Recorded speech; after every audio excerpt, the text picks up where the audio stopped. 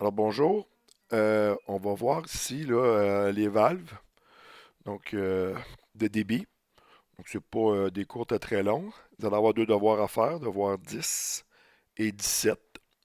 Je vais vous les remettre dans mon dos. Alors le premier, voyons, et voilà. Donc le limiteur de débit. Il y a différents types de limiteurs de débit. Donc vous lirez le texte bien sûr. Vous avez des limiteurs de débit de type diaphragme. Donc, on voit ici l'aller-retour, donc ça rouvre ou ça ferme.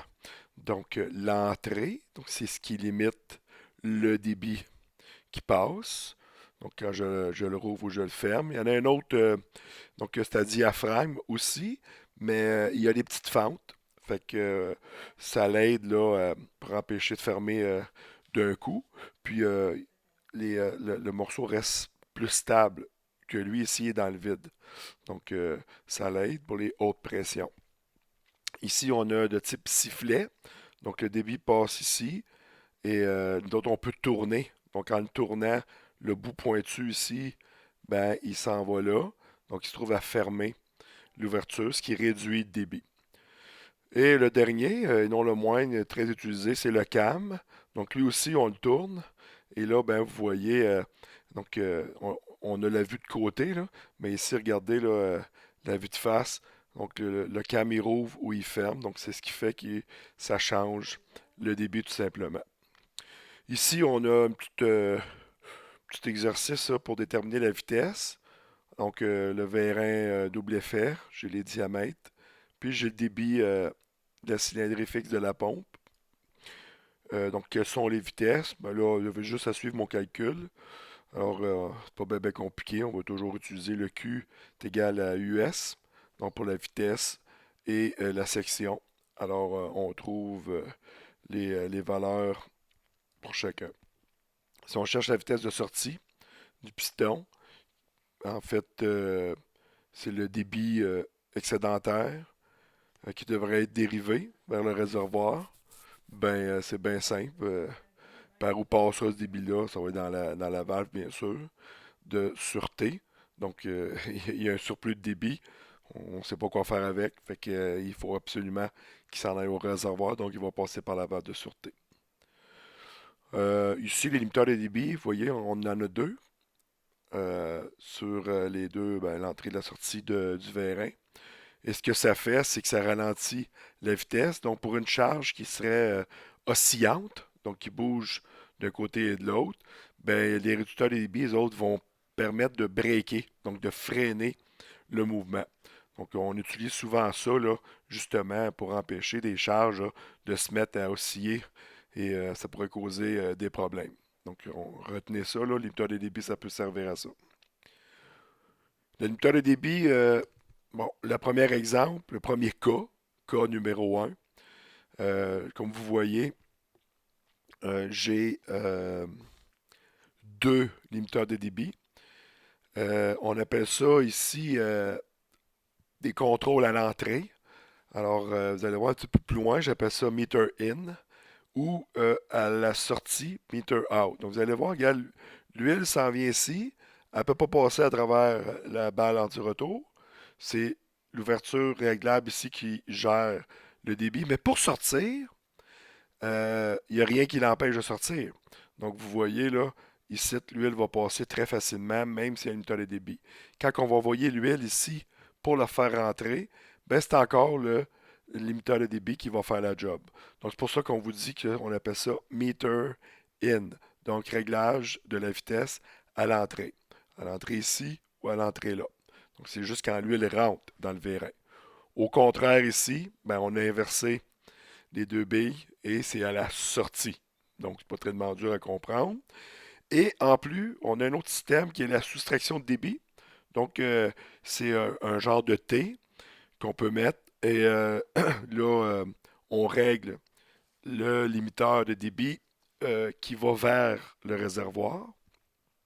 Et là, ben, il y a soustraction de débit. Donc, il y a un certain nombre de débits qui va là et il y a quand même un nombre de débits qui s'en va là.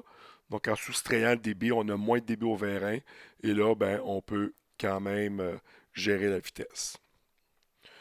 Donc ici, là, c'est vraiment la détermination de meter in, donc à l'entrée. J'ai les données. Vous lirez les deux, les deux images et j'ai fait les calculs. Donc, c'est pas tellement compliqué. Il y a peut-être le calcul du kilowatt ici, là, que j'ai mis sur le côté, mais c'est quand même pas si grave que ça, là. L'important, c'est de savoir calculer. Donc, le meter in, donc réglage à l'entrée. Alors, le 90 bars que ça va me donner, hein, grâce à mon 80 bars que là. Puis, je veux un delta P, une réduction de pression de 10 bars. Donc, c'est pour ça que l'ensemble, donc vous voyez les calculs qui sont là, les kilowatts, etc.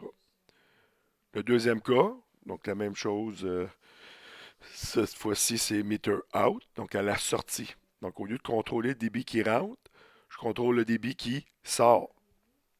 Donc, c'est une autre façon de faire. C'est une façon assez courante, hein. On aime mieux souvent contrôler l'huile qui sort que l'huile qui rentre. Donc, ça permet d'avoir une pression constante. Et là, bon, on est sûr qu'il n'y aura pas plus rapidement que ça. Finalement, ici, on a un diviseur de débit, comme je vous ai expliqué tantôt.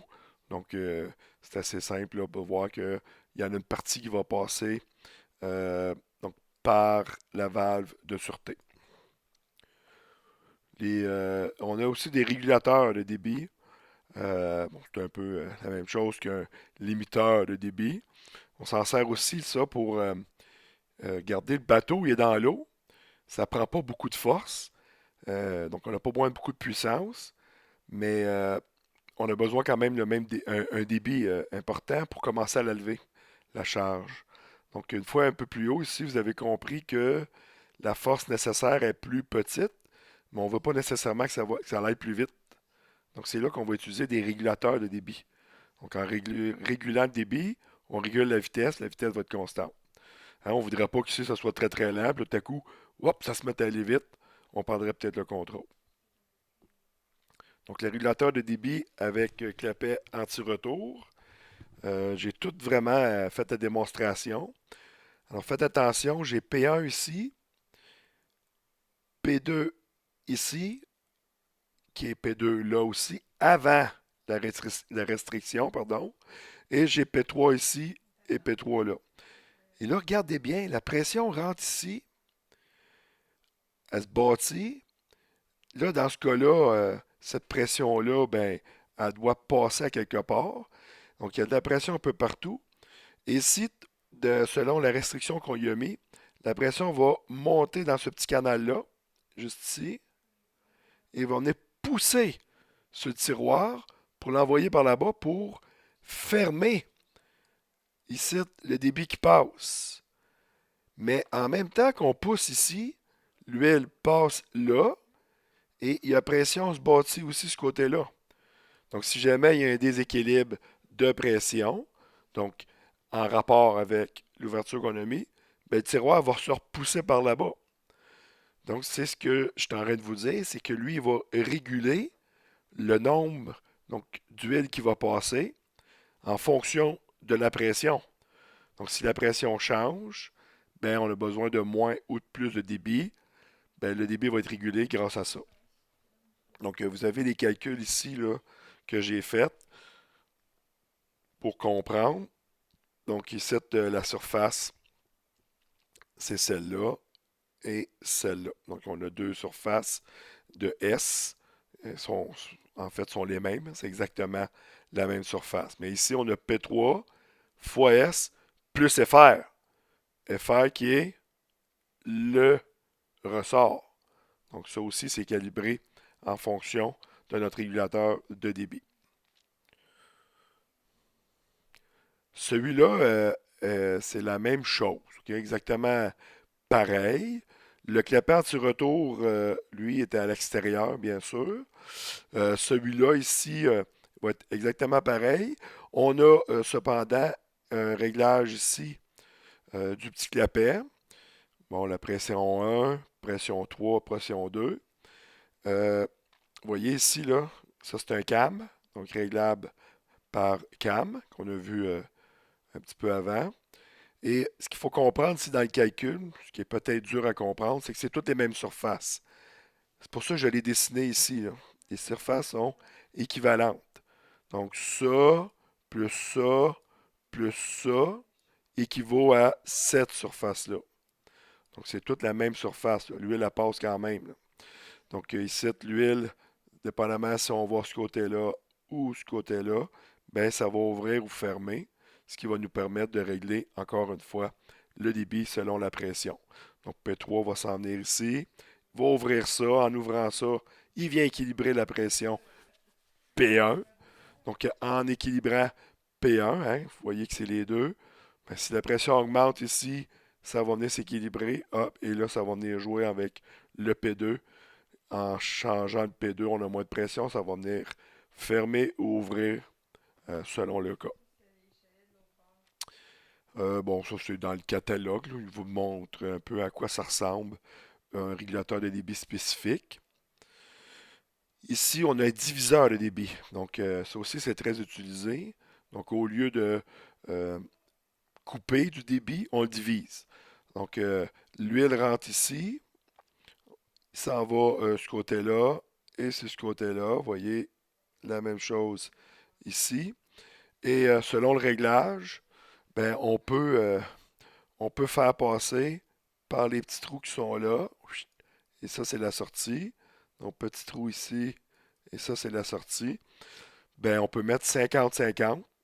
Donc, 100% du débit splitté 50-50. Ou on pourrait mettre 70-30, comme j'ai expliqué ici. Donc, c'est juste la grosseur des orifices qui va changer. Tout simplement. Donc ça divise le débit. On sert de ça souvent dans un système qui a besoin de deux types de débit.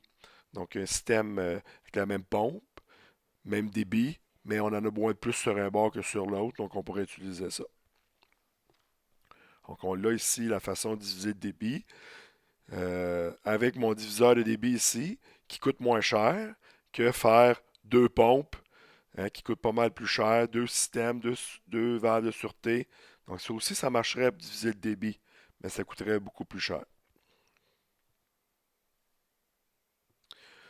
Ça, c'est les spécifications du diviseur de débit. Bon, ici, c'est tout des 50-50, mais dans les livres, là, vous pouvez avoir accès à une multitude de choix. Donc, juste que vous soyez au courant de ça. Finalement, pour la fin de ce petite présentation-là, on a les valves parachute, pardon, Velocity Valve. Alors, c'est des petites valves qu'on met après le vérin. Donc, vraiment, là, on a le vérin. Là, je mets mes talents de dessinateur. Donc, c'est une petite valve qui vient là et qui vient là, tout simplement, à l'entrée et à la sortie. Il faut la mettre dans le bon sens, bien sûr. Donc, l'huile va passer comme ça. Et elle, elle va retenir la charge. Donc, vous voyez, là, quand il y a un débalancement, donc quand l'huile est débalancée, tout simplement, ben ça vient donc fermer la valve. Donc ici, la valve, là, l'huile va passer tranquillement au lieu de passer d'un coup comme dans un tuyau. Donc on s'en sert ça comme un peu comme de la sécurité. Imaginez-vous une boîte de troc là, de 10 roues, le panneau est élevé hydrauliquement, et là, il y a une hausse qui pète dans le système. Ben, au lieu que la porte tombe d'un coup sur l'opérateur, ben, elle va descendre tranquillement. Donc, l'opérateur, au lieu de mourir d'un coup, il va mourir lentement.